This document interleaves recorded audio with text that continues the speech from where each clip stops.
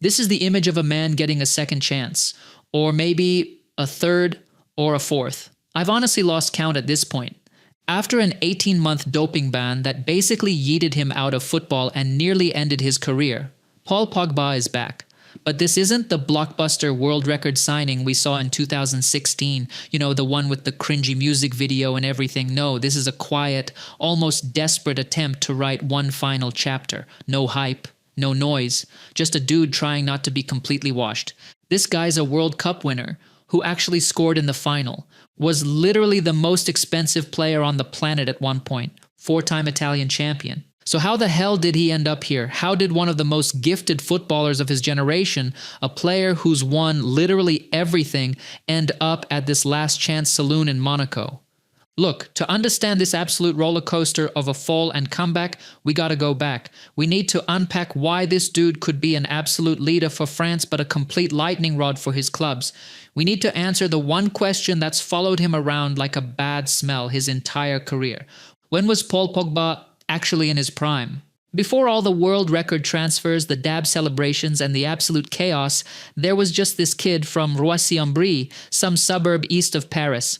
Paul Pogba's talent was stupid obvious, basically from the moment he could walk. Dude had this insane combination of being built like a tank, but moving like a ballerina. By his teenage years, he was already at Le Havre's academy, the place that basically prints French talent. And yeah, he absolutely destroyed everyone there too. Captained the youth teams, was basically the best player of his entire generation. But here's where things get spicy. 2009 rolls around and Manchester United basically yoinks him away. Le Havre lost their minds, accused United of breaking all the rules, threatened to snitch to FIFA, the whole thing. United got cleared eventually, but this was like a preview of all the transfer drama that would follow this guy around forever. At United's academy, dude went absolutely nuclear. Starred alongside Jesse Lingard and Ravel Morrison, won the FA Youth Cup, the whole package. His performances were so good, Sir Alex Ferguson actually called him up to the senior squad, but then, nothing. 7 appearances in the entire 2011-12 season. 7. For a player who thought he was ready for prime time, that's basically being ghosted. And when you're frustrated and young, who do you call? Enter the most controversial agent in football history, Mino Raiola. The breakup in 2012 was messy as hell.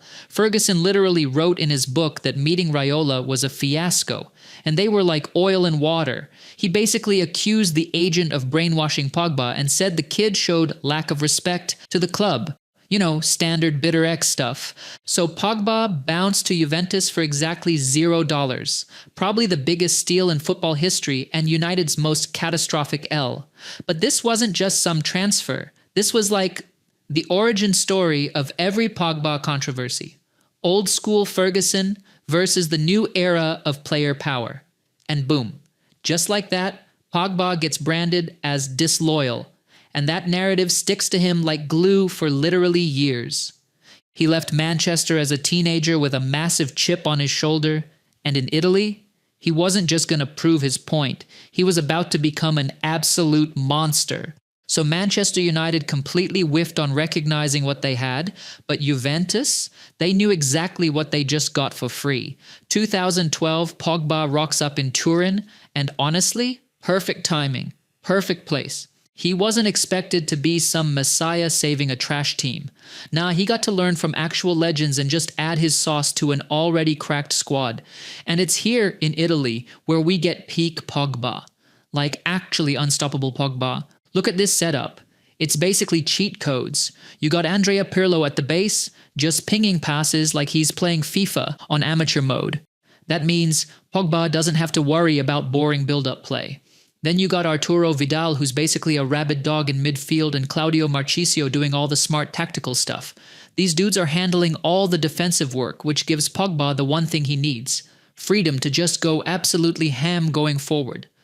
Without defensive responsibilities weighing him down, dude turns into Il Polpo Paul at Paul the Octopus, because his long-ass limbs are literally everywhere, just dominating Serie A. This 4-year run? Absolute cinema. He starts hitting these golazos that basically break the laws of physics. The stats are stupid good. 178 games, 34 goals, 40 assists, For a midfielder, that's cracked. Dude powered them to 4 straight league titles, got them to their first Champions League final in 12 years, won the Golden Boy Award, made the FIFA World 11, just collecting achievements like Pokemon cards. This is where the whole Pogba brand gets built. The insane skills, the dab celebration that everyone and their mom was doing, the weekly haircut changes. But here's the thing. At Juventus, nobody cared because he was actually backing it up on the pitch every single week. But here's the thing everyone misses. This was basically Pogba in a perfectly controlled lab environment. The tactical setup was literally designed to make him look good while hiding his weaknesses. That's a luxury he'd never get again. He wasn't carrying the team, he was just the flashiest part of a well-oiled machine. So when United drops £89 million to bring him back, they're expecting him to be the playmaker and the engine and the match winner all at once. Like, bro, that's 3 different players. This fundamental brain fart is exactly why we never really saw Juventus Pogba at Old Trafford. They didn't just overpay for a player, they overpaid for a myth that one dude could never live up to on his own. Summer 2016, Paul Pogba returns to Manchester United in a transfer that basically broke the internet. World record fee, #Pogback trending everywhere. This wasn't just a transfer, it was like a Marvel movie release. They're selling him as football's first real influencer, not just a player. Fresh haircuts, viral dances, the whole package. United basically thought they were buying Superman to fix all their post-Ferguson problems. Spoiler alert, that's not how football works. Things actually started pretty good with José Mourinho. First season, 2 trophies, League Cup and Europa League, not bad. Pogba bangs in the opening goal in the Europa final. Mourinho's calling him fantastic, saying the transfer fee will look cheap in a couple years. Everything's vibes. Then, Spring 2018, the whole thing goes to hell. Pogba's getting benched for big games, and apparently him and Mourinho aren't even talking anymore. The breaking point? Pogba goes on TV saying United should attack, which is basically calling out Mourinho's park the bus tactics. José's response? Absolutely nuclear. Strips him of vice-captaincy immediately, but December 2018 is when things get truly toxic. After some trash draw, Mourinho apparently loses it in the dressing room. Dude allegedly calls his £89 million player a virus. Says he's killing the team mentality, just absolutely roasting him in front of everyone. Your most expensive asset is now your biggest scapegoat. Make it make sense. Mourinho gets the boot, Ole comes in, and suddenly Pogba's playing like he's in a different game. First 5 matches, 4 goals, looking like the player they actually paid for. But here's the thing. This honeymoon phase doesn't last. Classic Pogba at United, moments of absolute brilliance followed by injuries and games where he looks completely lost.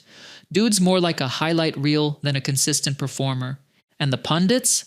They're having a field day. Graham Souness basically made a career out of trashing Pogba. He's lazy, he's a schoolboy, bad attitude. Just going in on him every single week. The narrative sticks, overrated, overpaid, problematic. But here's where it gets weird. The Pogba Paradox. How is this dude who looks completely washed at United the same player who absolutely dominates for France? Like, are we talking about the same person? 2018 World Cup shows the difference perfectly. At United, he's stuck in some rigid 2-man midfield doing defensive work he hates. For France, different story. Didier Deschamps pairs him with N'Golo Kanté, basically a human cheat code who covers the entire pitch. Just like at Juventus with Vidal and Marchisio, Kanté handles all the dirty work so Pogba can actually play football. And guess what? He looks world-class again. Shocking. Then he goes and scores this absolute banger in the World Cup final. France wins their 2nd title, and Pogba's been one of their best players throughout. The guy struggling at United just dominated the biggest tournament in football. The difference isn't attitude or whatever Souness is crying about, it's tactics. One system sets him up to succeed, the other sets him up to fail. And that's the Pogba Paradox in a nutshell. Summer 2022, 6 years after leaving Turin for that world record fee, Pogba's back at Juventus for free again. Everyone's calling it this romantic homecoming, like he's gonna escape the Manchester dumpster fire and find his joy again. Yeah, about that.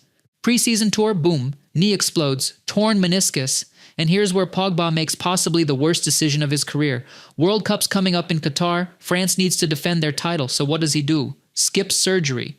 Goes for some conservative therapy instead. Basically just hoping his knee magically fixes itself. Spoiler, it doesn't. September rolls around. Knee's still cooked. So now he gets the surgery he should have gotten months ago.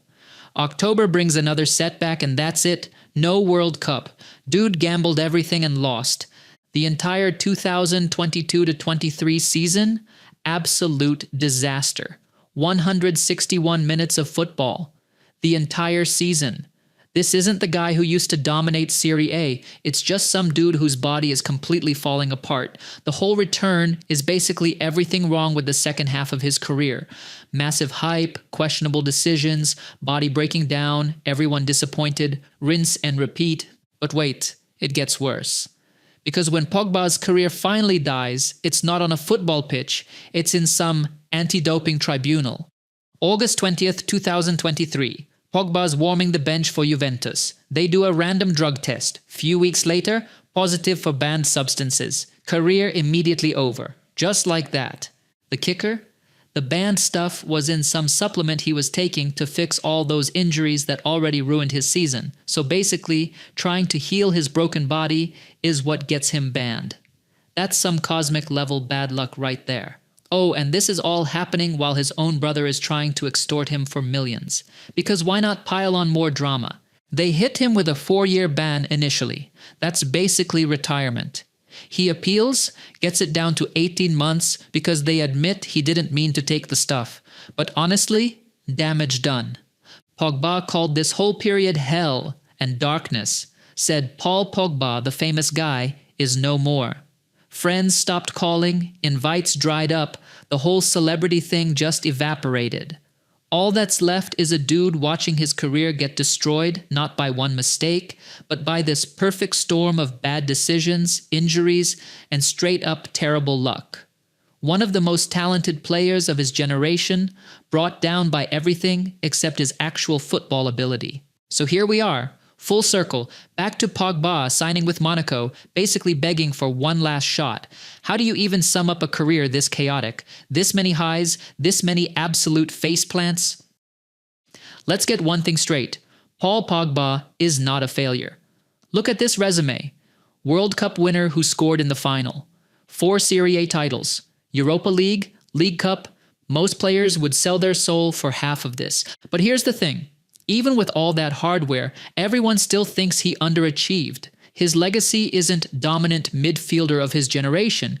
It's remember that one sick goal? Or remember when he had 4 assists that one time?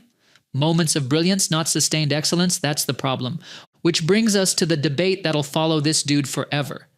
Team 1 says he's a misunderstood genius. United completely failed him, never built a proper system, made him do everything at once.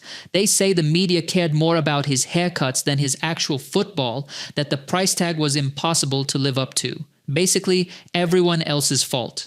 Team 2? They're not buying it. They say he's wasted talent pure and simple. Won the World Cup, then mentally checked out. Inconsistent because he didn't care enough, not because of tactics or whatever excuse you want to make. Real answer? Probably somewhere in the middle. Like always. Pogba had this insane combo of abilities. Could dribble like a winger, pass like a playmaker, shoot like a striker, but maybe that was the curse. When you can do everything, teams expect you to do everything. And when you're trying to do everything, you end up mastering nothing. His whole career is basically a warning about what happens when talent meets impossible expectations in modern football. But hey, it's not over yet. So yeah, Pogba's legacy, breathtaking moments, a World Cup trophy, and everyone forever wondering, what if? Monaco's his last chance to flip the script, prove there's still some magic left in there. Will he? Who knows? But at least we get to watch one more chapter of whatever this has been.